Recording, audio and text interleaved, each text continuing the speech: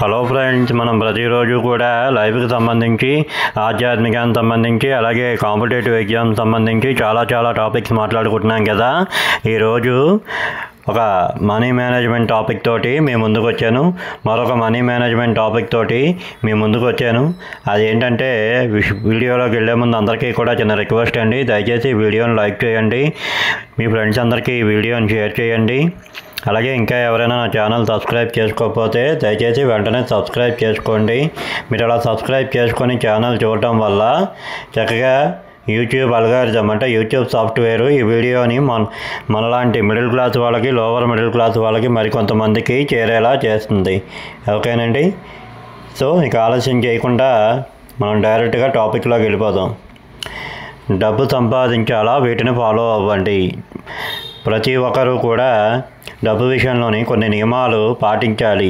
అవేంటో ఒక్కొక్కటి కూడా మనం ఇప్పుడు చూద్దాం. ఓకేనండి. కొంతమంది ఎంత సంపాదించినా వారి దగ్గర డబ్బు నిలవదు.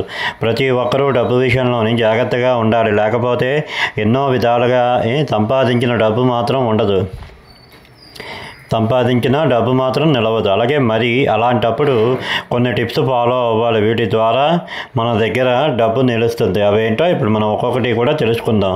ఫస్ట్ పాయింట్ ఏంటంటే, నేను ఎప్పుడు కూడా చెప్తూ ఉంటాను, అప్పులు వద్దు. చాలామంది చేసే పెద్ద మిస్టేక్ మనీ మేనేజ్మెంట్లోని ఇదే ఫ్రెండ్స్. అప్పులు అనేవి విపరీతంగా చేసేస్తూ ఉంటారు. ఇప్పుడు మన సంపాదనకు మించి అప్పులు చేసామనుకోండి, తర్వాత సఫర్ అయ్యేది కూడా మనమే. అర్థమైందండి. కాబట్టి వీలైనంత వరకు అప్పు చేయకుండా ఉండడమే మంచిది. అలాగని చెప్పి నేను అప్పు చేయొద్దు అని అన్ను, ఎంతో అత్యవసరం అయితే తప్ప. అలాగే చేసిన అప్పు తాలూకా డబ్బులు కూడా సక్రమంగా వినియోగిస్తాను అనుకుంటేనే అప్పు అనేది చెయ్యాలి. ప్రతి చిన్న విషయానికి చేయకూడదు. ఓకేనండి. వీలైనంత వరకు అప్పులు తీసుకోవద్దు. దీనివల్ల మీరు ఎంత సంపాదించినా వచ్చిన మొత్తం కూడా అప్పు వడ్డీలకే సరిపోతుంది. కాబట్టి వీలైనంత తక్కువగా, వీలైతే అంతగా అప్పులు తీసుకోకుండా ఉండడం మంచిది. ఓకేనా. రెండో పాయింట్ ఏంటంటే, ఎమర్జెన్సీ ఫండ్. ఇది చాలామంది మనలాంటి మిడిల్ క్లాస్ వాళ్ళు, లోవర్ మిడిల్ క్లాస్ వాళ్ళు చేసే పెద్ద మిస్టేక్ ఏంటంటే, ఎమర్జెన్సీ ఫండ్ లేకపోవడం. అర్థమైందండి.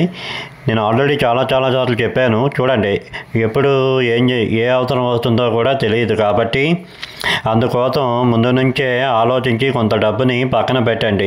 దీన్నే ఎమర్జెన్సీ ఫండ్ కింద వాడుకోవచ్చు. కాబట్టి కొంత మనీని ఎప్పుడు కూడా పక్కన పెట్టాలి. ఓకేనండి. ఎమర్జెన్సీ ఫండ్ అనేది చాలా ఇంపార్టెంట్. తర్వాత ఇన్వెస్ట్మెంట్. మనం